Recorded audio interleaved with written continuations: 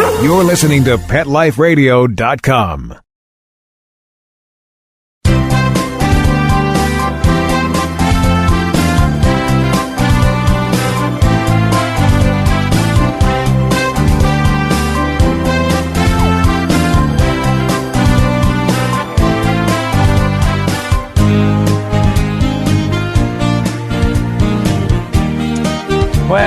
Well, good afternoon to everybody. Thanks for joining me here. I'm Dr. Jeff Werber, your host of Ask the Vets with Dr. Jeff here on Pet Life Radio.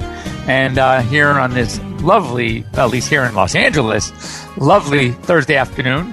Nice and sunny. It's getting cold here. We talk about the cold weather, and I get a lot of questions now about, as I call it, winterizing your pets. We'll get to that in a few minutes. And so I'm talking. I just did an interview for a blog yesterday, and we're talking about how it's getting cold here in Southern California. I mean, for here, cold in Southern California means when you go out at night, you need to have a sweater. It hits oh my God, it hits 50 and we're starting to complain. So I guess we're pretty spoiled here. But I know in many of the parts of the country, it's a lot colder, and I'm actually waiting for ski and snowboard weather. We have Mammoth, California in the Sierras, and I see it's getting down to 13 and 9. And I think during the weekend, it's going to hit 3 below. That makes me very happy because that means we're going to get some good snow and good skiing and snowboard weather. Anyway, we had a great Thanksgiving. Hope you all had a great Thanksgiving. Hope it was all safe for everybody. I know that we were hoping to be able to air live for you on Thanksgiving, but again, with the festivities and everybody doing their thing, it wasn't so easy. But as I said, I hope that everybody had a nice, safe Thanksgiving. We avoided all the things that we need to avoid,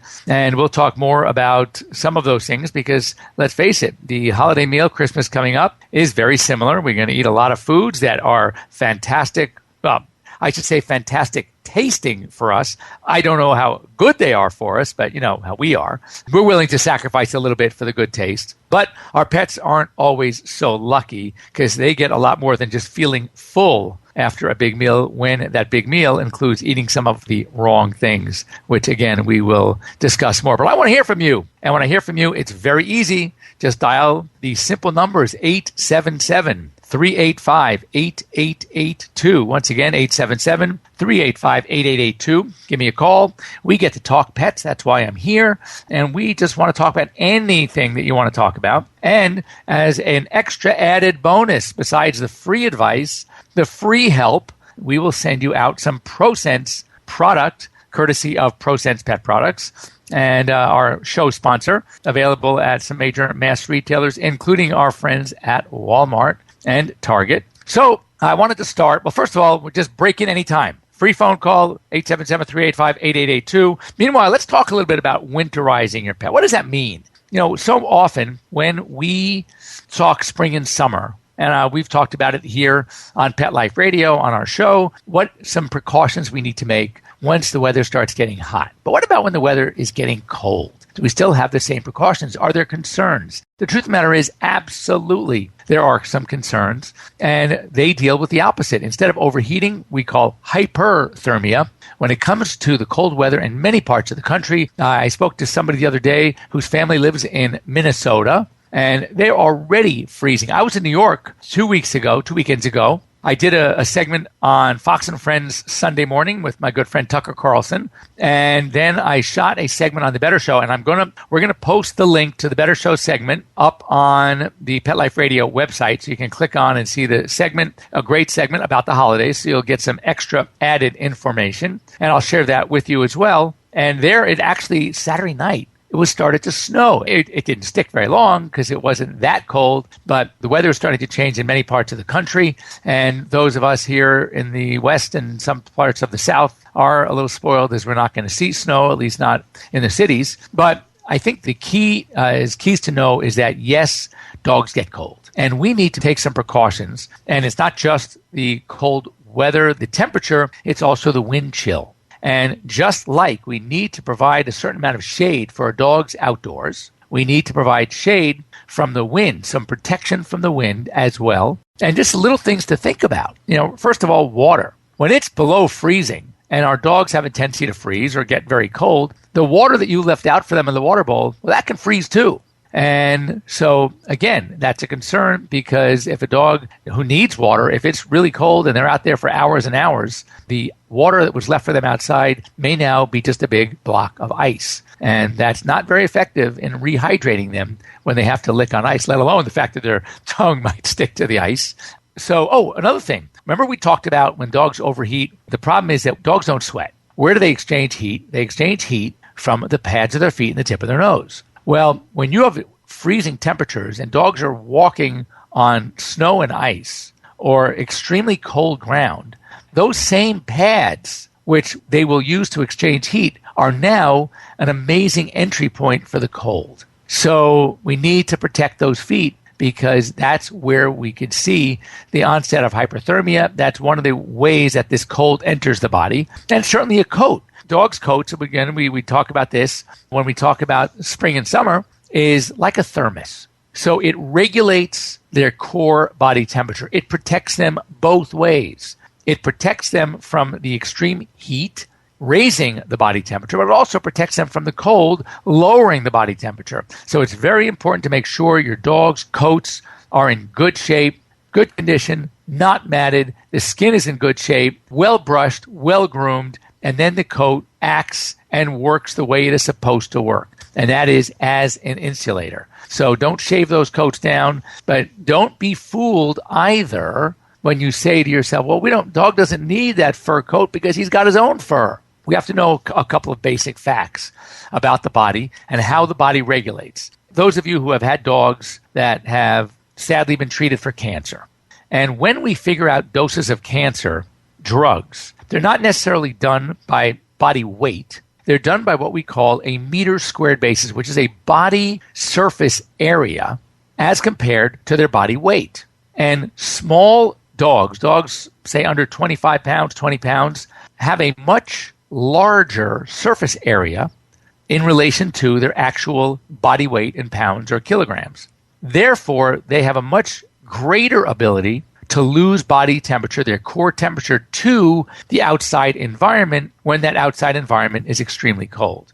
So when you see these little dogs, these little Poms and Chihuahuas and Maltese and you name it, wearing little sweaters, those sweaters are actually beneficial. When you see a Great Dane or a German Shepherd or a Rottweiler or a Labrador wearing sweaters, that might be a fashion statement. They don't need it as much, but absolutely small breeds in very, very cold weather should have some protection because their body surface area as compared to their body weight is much greater. So for those of you who laugh at those dogs, stop laughing. They need those little sweaters. And another good idea for a number of reasons are booties, because booties will, A, protect the actual heat exchange or the heat loss onto that cold surface, snow or ice. But also, a lot of municipalities, as we know, to control the ice, will actually lay down salt onto the ground. Well, that salt or any chemical they put on the ground as a de-icer can be very irritative to our dogs' and cats' feet.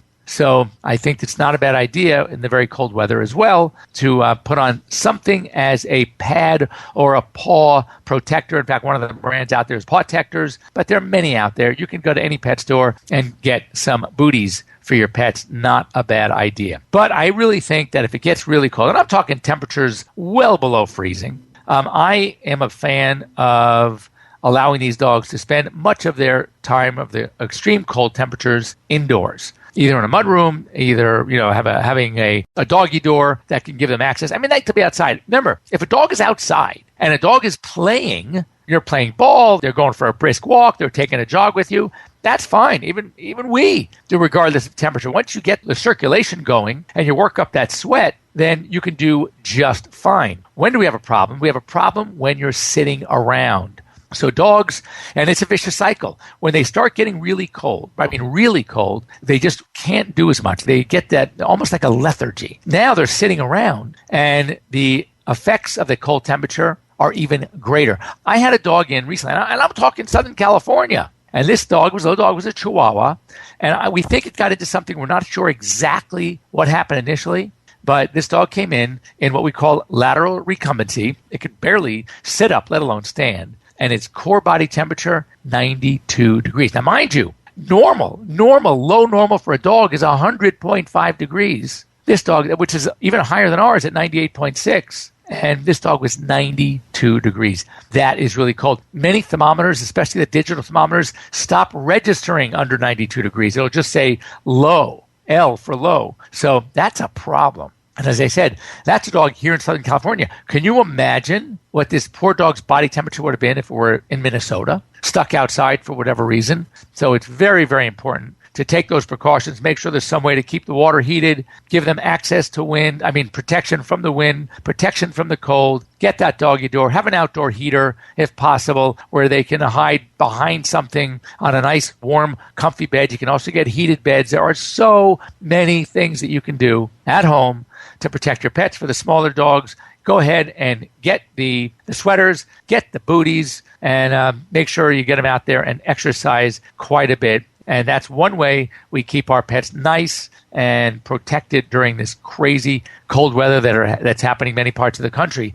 So I still want to hear from you. Any questions you have or any stories you have to share, either stories about how your pets fared through Thanksgiving, stories about how they fare and what you do during the winter to protect your pets from the cold. You can reach me here at 877-385-8882. Just send me a quick note to drjeff@petliferadio.com. And remember, if we talk on the phone, on the radio, if we talk via email, we will send you out a ProSense pet product. Thank you, courtesy of ProSense Pet Products. We are at that time for a quick break at the midway point here at Ask the Vets with Dr. Jeff, and we'll be back in just a minute. We'll be right back, right after these messages. Stay tuned. Pause up. I'm Arden Moore, and I'm here to tell you about a revolutionary new product that literally wipes away cat hair from virtually any surface. You know, most of us struggle with a roller or vacuum cleaner to clean up cat hair, but anyone who has tried either of these knows they just don't work very well. But Swipe It's patent pending glove has a magnetic-like quality that removes cat hair from almost everything. Right, Ziki? Right, Murphy? And best of all, Swipe It is machine washable, so you can use it over and over again. To order, just visit swipeits.com. That's SWIPETS. A simple solution for shedding. Every pet is unique. Maybe they're gray in the muzzle, yet young at heart.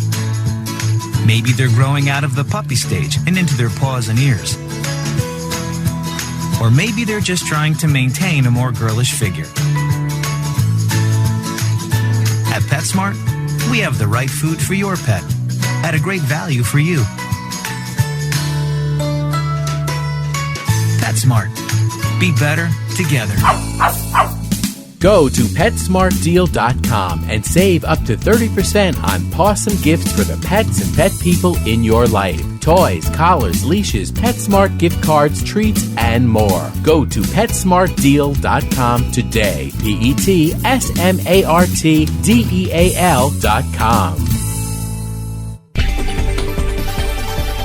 This year, Americans are expected to spend a jaw-dropping $36 billion on their pets. From lighted leashes to high-end spa products, the discriminating pet owner can find just about anything to pamper his or her pet. Hi, this is Michelle Fern. Join me every week for Best Bets for Pets, where we'll talk about the latest pet products and talk to the companies that make them. Best Bets for Pets, every week, only on PetLifeRadio.com.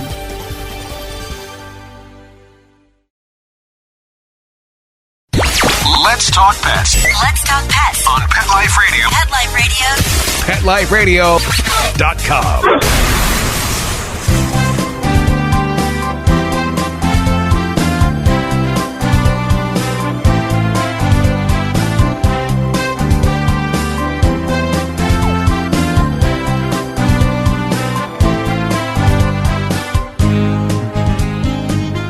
Well, welcome back to Ask the Vets with Dr. Jeff here on Pet Life Radio, and I'm your host, Dr. Jeff Werber.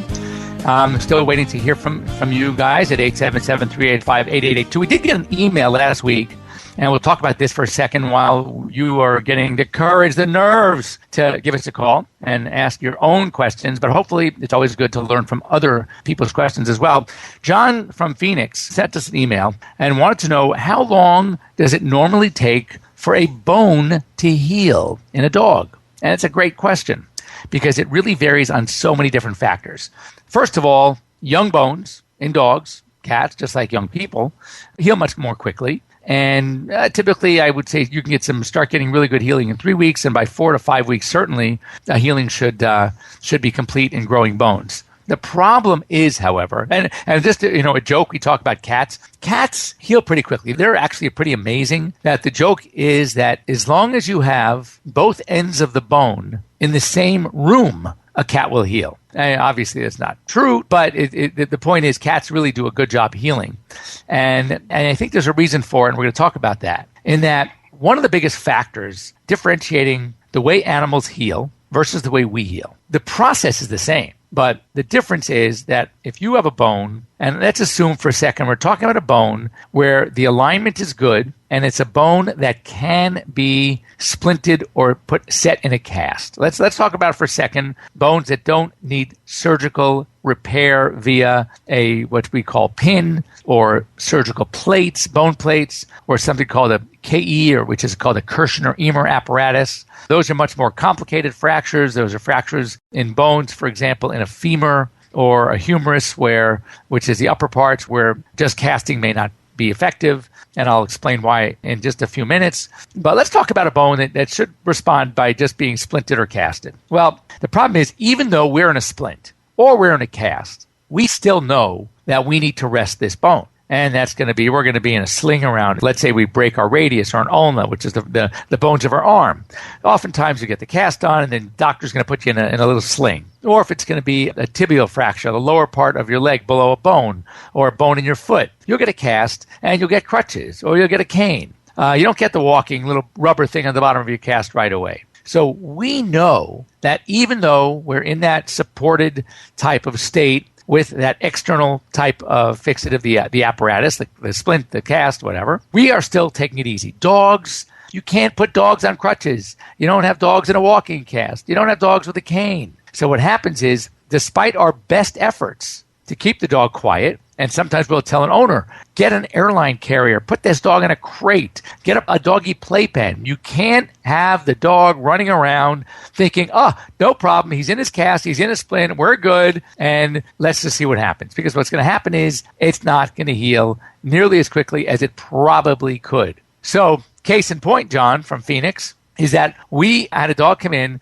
a very active, well, I said that's an oxymoron. I've never seen a non-active Australian Shepherd. Now, this Aussie is all over the place, running, jumping. Do you think this dog cares that he's got a broken toe? He could care less. He's already broken 2 splints. I mean, he is literally motion unmanageable. He's running around all over the place. It doesn't hurt him. And if it does hurt him, he's certainly not letting us know. So we had him come back in today after the second splint being broken, took an x-ray, and the alignment is beautiful. I mean, if you look at the x-ray, you could see the bones are in the perfect position to heal, but still not healing. And this dog, we are trying everything. And I said to him, we're going to have to lock this dog up, because impractical to try to fix this with any kind of implants anyway. And the dog is happy as can be, and he's running around, walking. He could care less, yet he is too active. And therefore, the healing phase, it's already been 6 weeks, and he's going to need at least another 2. And yet, if he were in a cast and on crutches, if he were in a splint and on crutches or a cane, or confined, which is very tough to do with these dogs because they are the energy plus, he would have healed already. And so what happened? Why? People ask, how come, they come in and they don't have a lot of money and they have a fractured femur? That's the long bone, the upper bone of the leg that goes from the hip down to the knee. And people say, well, how come we can't cast it, doc? There's a certain rule of thumb that when it comes to fracture mechanics and dynamics, how fractures need to be immobilized. And in order for a broken bone to heal properly through a cast or a splint, the joint above the fracture and the joint below the fracture need to be immobilized. Well, good luck trying to use some sort of device, casting device, or other, and immobilizing the hip. And since that can't be done, when you have a femoral fracture of the femur, 99% of the time, the only successful treatment is going to come from some sort of surgical intervention. That could be via some pins we call IM or intramedullary pins. That can come from a plate, a bone plate or plates. That can come from some sort of wiring. That can come from the external apparatus I mentioned earlier called a KE apparatus. But since the hip joint really can't be immobilized, the knee can, but not the hip, it's going to require some sort of external or internal fixation. Now, tibias fibulas, fibula often, if you don't have, that's a little skinny bone in the bottom lower part of the leg between the knee and the ankle. And if you have an intact tibia, that enough will give enough support that you probably don't have to do a lot to repair a fibula. It's gonna heal. Same thing with the radius and ulna. Ulnar fractures do okay if the radius is intact. They do better. Need obviously some sort of support, but you may not have to actually use any type of fixative or a surgical intervention. Just really good immobilization could do the trick. And same thing with humerus, because you can't really immobilize a shoulder in a dog or a cat. It's going to need some surgical intervention. So, John, the answer is it's not an easy answer. Young dogs and cats, I'd say 3 to 4 weeks, assuming the ability to restrain, confine the animal is effective. For adult dogs and cats, I would say give you a minimum of 6 weeks, but depending on the activity level of that pet, you might need to do more than 6 weeks. So keep that in mind. And any other good cases that I've had, sadly there must be a virus going around. We don't know what it is, but we've had a couple of animals coming in just a very, what we call ADR state, out of the blue. The owners of this poor little Chihuahua went to work in the morning. The dog was 100% perfect. It was outside. They don't have malicious neighbors. There was nothing around the backyard the dog could have gotten a hold of. I mean, really, there was no way. We actually sent this dog to an emergency specialty clinic. They, too, for monitoring, could not figure out what could have possibly happened to this dog. We're thinking maybe a severe anaphylaxis, meaning an allergic reaction to something, where there could have been a bee. It could have been a spider. It could have been bitten by something else. It could have ingested some sort of weird chemical, some sort of plant, but nothing they know of. And as I said, the dog's not a yapper, doesn't have mean neighbors that could have thrown something over the yard. And there are some weird things going on. So you got to keep a really close watch over your pets. And, always talk to gardeners. I'm always nervous seeing cases of snail poison, which is metaldehyde, rat poison, which is usually difascinone or some sort of brofascinone, an anticoagulant that literally causes these animals to bleed out. And a lot of times gardeners are not as aware of what they can or can't put down on the ground. Or sometimes they don't even know how many pets that you have outdoor pets, because typically what happens is when they come around, you have the animals inside the house. Or they've asked you to put the animals inside the house, and they don't sometimes realize that these animals can run free. So it's very important to talk to your gardeners, making sure they understand that before they put anything down outside in your yard, on your grass, in your bushes, in your shrubs, be it fertilizer, be it a weed killer, be it snail bait, be it rat poison, be it anything, to let you know, A, that it's going down, or better yet, that they should use something else. Something other. I don't know if any of you've seen, but if you open up a bag of metaldehyde, which is snail bait, it actually they're little pellets, and they look like pelleted dog food, and they actually have a decent taste to them. And yet it's highly, highly toxic. I've seen small dogs come in with major, major neurologic problems, vomiting, diarrhea, shivering, shaking, seizuring, all because of metaldehyde toxicity, which is the active ingredient of snail bait. And this is a time of year, by the way, that a lot of gardeners like to put things down. So it's something to keep in mind. And another thing that I saw, and I think something you should be aware of, that I had 2 cases this week, dogs coming in with ticks. And we don't have a huge tick population here in Southern California. So if I'm seeing them, I know that in the Northeast especially, where ticks are much more prevalent. In the Southeast, ticks are very prevalent. In the Southwest as well. So you have to be aware that ticks are out there. Make sure, just because it's not quote-unquote flea season anymore, it doesn't mean it's not tick season. I recommend you keep your dogs on some sort of flea and tick prevention, parasite protection, all year round as well. So anyway, no courageous callers. So shame on you. You're getting not only missing out on free advice, you're missing out on free product from ProSense Pet Products. But next week is another opportunity. Send me an email to drjeff@PetLifeRadio.com or write this number down, 877-385-8882. And give me a call next week. Join me here, Ask the Vets with Dr. Jeff here on Pet Life Radio. And check on the website. I'm gonna go ahead and post that link to the Better Show segment. It's a great segment, and hopefully you'll learn a lot to protect your pets during the upcoming holiday season. See you next week. Let's Talk Pets, every week on demand, only on PetLifeRadio.com.